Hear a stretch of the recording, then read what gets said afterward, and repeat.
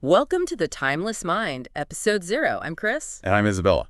Yeah, we're so glad you're with us for this deep dive into some really incredible books. We know you're busy. Oh, yeah. So we've taken these classic works and kind of like distilled them down into actionable insights that you can actually use in your life right now. Right away, yeah. Think of us as your guides to this treasure trove of wisdom. Yeah. Without, the dusty pages. And the huge time commitment. Yes. This week's theme is building a fulfilling life. We've got this stack of books covering everything from habits and wealth, mindset to ancient wisdom. It's interesting how all of these topics, they seem so diverse. Yeah. But they actually all intertwine. Yeah, they do. To create a roadmap for you. Yeah. For living a richer and more meaningful life. Let's start with Atomic Habits by James Clear. This book really blew my mind. Yeah, because it totally changed how I think about success. Clear says it's not about those massive leaps that we try to take. It's really about making those tiny 1% improvements. Small changes. Yeah, and they compound over time. Yeah, just like investing a small amount of money regularly. Yeah. You might not see those big returns immediately. Right. But over time, over the long haul, those contributions, they grow into something much bigger. Yeah, exactly. And here's the really cool part. Clear says, our habits are actually expressions of our identity. So if we want to change our habits... You have to start by changing how you think about yourself. Like what you believe about yourself, yeah. It's not enough to say, I want to exercise more. You need to actually see yourself as a person who prioritizes their health and who actually makes time to move their body. Makes it a part of their life. Yeah. He says you should ask yourself, what would a healthy person do before you make a decision? Before you make a choice. I like that. Yeah, it's like you're stepping into that role you want to embody. Yes. And then your actions, they just follow naturally. And he also talks about the power of your environment. Yeah. Like making those good habits super obvious. Obvious, yeah. And then making those bad habits invisible. Like if you want to read more, just leave a book on your pillow. Oh, that's good. So it's right there when you wake up. And if you want to eat healthier, just stock your fridge full of healthy food. Yeah, out of fright, out of mind kind of thing. Exactly. Speaking of healthy choices. Yes. Let's talk about finances. I was so surprised by how relevant The Richest Man in Babylon is today. I mean, this book was written almost 100 years ago. It's like this blueprint for building wealth, but it's got this Babylonian twist. Yeah.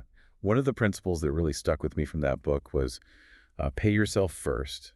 It's all about prioritizing your future self by saving at least 10% of your income before you even think about spending anything else. It seems so simple. It does. But I bet that's a struggle for a lot of people. It is for a lot of people. But think about it. If you consistently set aside even a small portion of your income, you're basically creating this financial safety net. Yeah. And building that foundation for your long-term wealth. That's like the saying, the best time to plant a tree was 20 years ago. The second best time is today. That's a great saying, yeah. And the book also talks about how important it is to actually get advice from people who are successful. Yeah. You don't have to reinvent the wheel. Right. You can just learn from people who've already figured it out. That's where The 7 Habits of Highly Effective People comes in. Stephen Covey offers this timeless framework for being effective in your personal life and with other people. He talks about being proactive, setting goals, and prioritizing the things that really matter. One of the habits that really stands out to me is seek first to understand, then to be understood. That goes beyond just passively listening. It's about really making an effort to see the world from the other person's point of view before you try and make them see yours. It's like you're trying to put on their shoes and walk a mile in their world. Yes. Before you even try to explain your perspective. Exactly.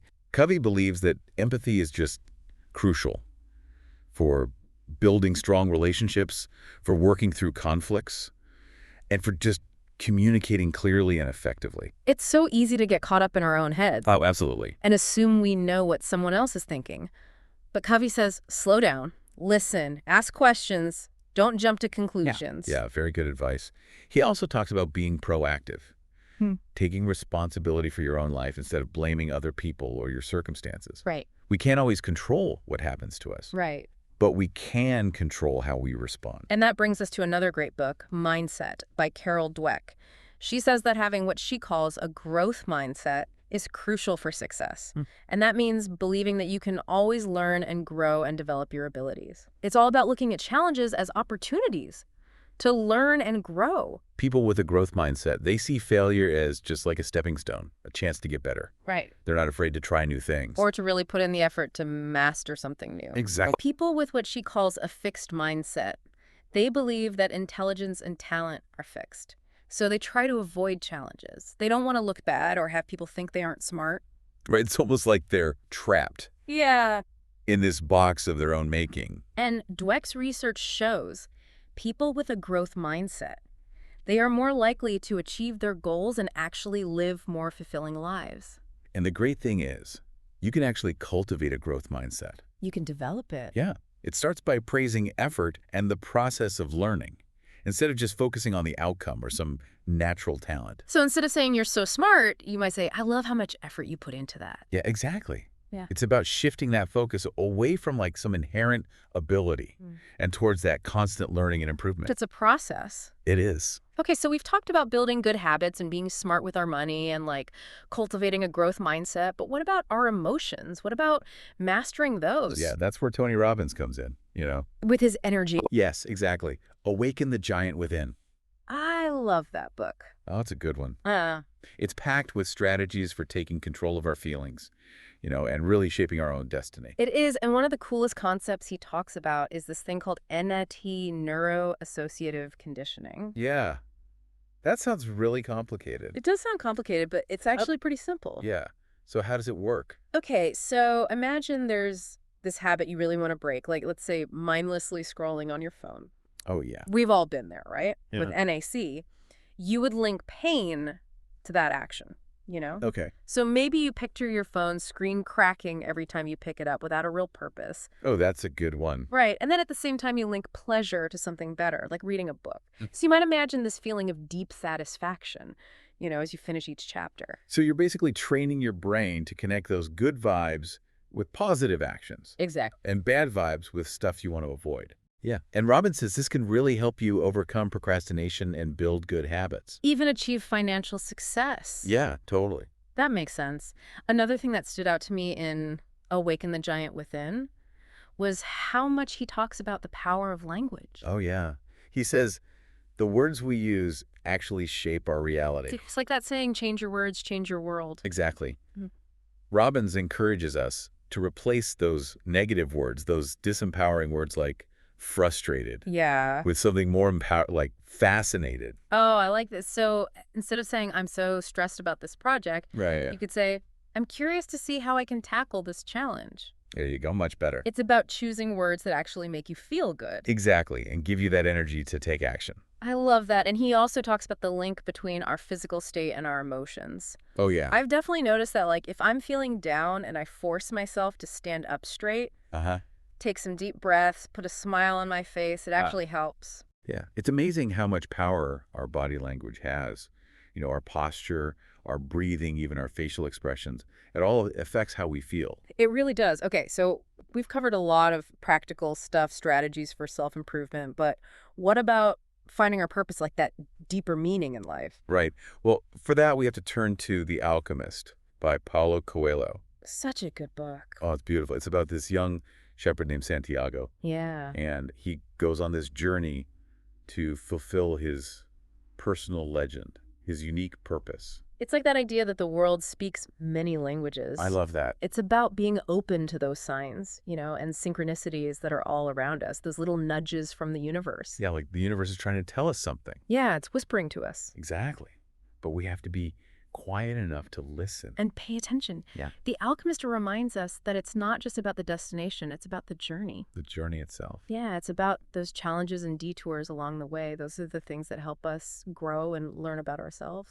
Speaking of journeys, Timothy Ferriss in 4-Hour Workweek, he kind of challenges that whole idea of working for decades and then retiring and hoping you'll have time to enjoy life. Right. He's all about designing a life you love. Right now. Yes, and creating a work life that actually fits into that lifestyle. That supports it.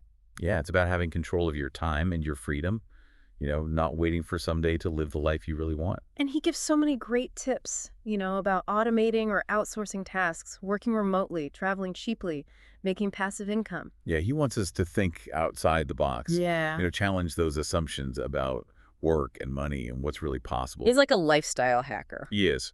Now let's talk about a book that digs into the power of our thoughts, like how our thoughts can actually shape our reality. Think and Grow Rich by Napoleon Hill. Oh, that's a classic for a reason. It is. Hill interviewed like hundreds of successful people, Yeah. and he figured out what they had in common. He distilled their wisdom into 13 principles for achieving your goals. Wow. 13 principles. Yeah. Yeah. It's a lot, but one of the most important ones is this idea of burning desire. He says you have to really, really want it. You got to have that fire in your belly. Yeah, without that intense, unwavering desire for what you want, you probably won't put in the effort to make it happen. It's like that saying, where there's a will, there's a way. Exactly. Hill believed that our thoughts become our reality. So if you focus on your goals and you truly believe you can achieve them, you're much more likely to make it happen. I love that. And he also talks about this thing called autosuggestion. Autosuggestion. Yeah, it's basically using positive affirmations and visualizations to program your subconscious mind for success. So like positive self-talk. Exactly. It might sound kind of out there, but there's actually a lot of research that shows that our self-talk really can influence our outcomes. Interesting. Another cool concept in Think and Grow Rich is the mastermind. The mastermind. What's that? Hill said it's important to surround yourself with a group of people who are like-minded and supportive people who can help you achieve your goals. Oh, so like your own personal dream team. Yeah, exactly. It's like having a team of cheerleaders and advisors all in one. They help you stay motivated and accountable and focused on your goals. I like that. And speaking of powerful mindsets, Norman Vincent Peale's The Power of Positive Thinking is another one you should check out. Oh yeah, that's a classic. It's all about overcoming challenges and living a more fulfilling life by using the power of faith and positive thinking. He believes that if we focus on the positive thinking, believe in ourselves, and trust in something bigger than ourselves, Like a higher power. yeah, we can unlock so much potential. He's big on tools like prayer and visualization and affirmations. Those can be really powerful. Yeah, and he says we should focus on solutions instead of problems and believe that we can overcome any obstacle. It's all about that mindset shift. It is. And finally, we come to a book that offers a different kind of wisdom. It comes from Ancient Rome, Meditations by Marcus Aurelius. Oh, wow, that's going way back. It is, but it's amazing how relevant his writings are today. So what does he talk about? He talks about controlling our thoughts, focusing on what we can control, and accepting what we can't. That's so stoic. He was a big believer in Stoic philosophy. So like finding peace in the present moment. Exactly. He stressed the importance of living in harmony with nature, recognizing that everything is connected and finding contentment in the present moment. It sounds so peaceful. Meditations is this beautiful reminder that true happiness, it doesn't come from outside stuff, it comes from within. Condense job. Exactly. It's about building resilience, mastering yourself, and finding meaning even when things are chaotic. It's like a voice of calm in a crazy world. So we've gone from atomic habits to mastering money to the power of mindset to awakening our inner giant to ancient wisdom and inner peace. This has been quite a journey. It has. We've covered so much ground. But hopefully we've given you a taste of what these books have to offer and inspired you to check them out. We've talked about a lot of great stuff, about success and all these different things, but I wanted to mention one more book that really made me think differently about money. Oh, you mean Rich Dad, Poor Dad? Yeah, Rich Dad, Poor Dad by Robert Kiyosaki. That's a good one. It really shakes things up when it comes to money. It does. He basically says that we don't learn about real wealth in school.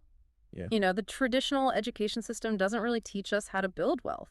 Yeah, we need to develop what he calls financial intelligence. Right. And one of the key things is that he talks about the difference between assets and liabilities. Assets and liabilities. Yeah. So assets are things that put money in your pocket. Okay. And liabilities are things that take money out. Makes sense. And he doesn't think a house is always a good investment.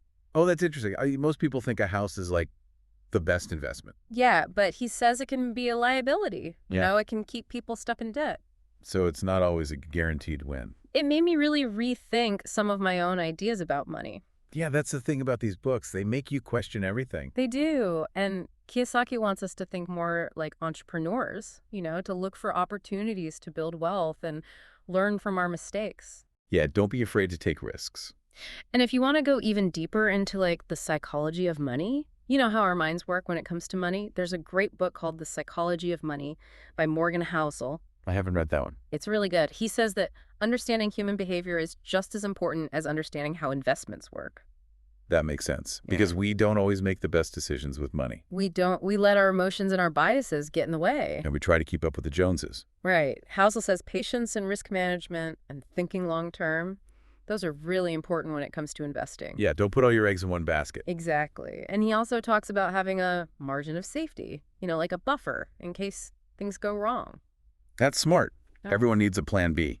Okay, so we've talked about habits and wealth and mindset, but I think it's important to circle back to purpose, that feeling of really living a life that's true to you. Right, like finding your personal legend. Exactly. That's what The Alchemist is all about. It's about listening to your heart and taking a chance. And being aware of those signs along the way. Like the universe is guiding us. And the 4-hour work week. That's another great one for creating a life you love. Yeah, Tim Ferriss is all about designing your ideal lifestyle. And then making your work fit into that. He's got all these tips for automating stuff, working remotely, traveling the world, living the dream. And Stephen Covey's The 7 Habits of Highly Effective People that gives you a really solid framework for being successful in all areas of life. Oh, I love that book. One of my favorite habits is seek first to understand, then to be understood. That's a good one. It's all about empathy. Yeah, really listening to people and trying to see things from their point of view. It's about building those connections. And, of course, we can't forget Think and Grow Rich, Napoleon Hill's classic. That one's all about mindset and having that burning desire. And surrounding yourself with the right people. Your mastermind group. And the power of positive thinking. That's a great reminder that our thoughts have power. Yeah, believe in yourself. Focus on the good things. So there you have it. We've covered a lot of ground today, from practical tips to deep philosophical ideas. I hope you found it helpful. It's been quite a journey. It has. And remember, this is just the beginning. The journey of self-discovery never really ends. Keep learning, keep growing, keep exploring. And most importantly, take action. Don't just let this be information. Actually do something with it. What's one small step you can take today to move closer to your dreams? We'd love to hear your thoughts. Share them with us on social media, and we'll see you next time for another deep dive into the world of timeless wisdom.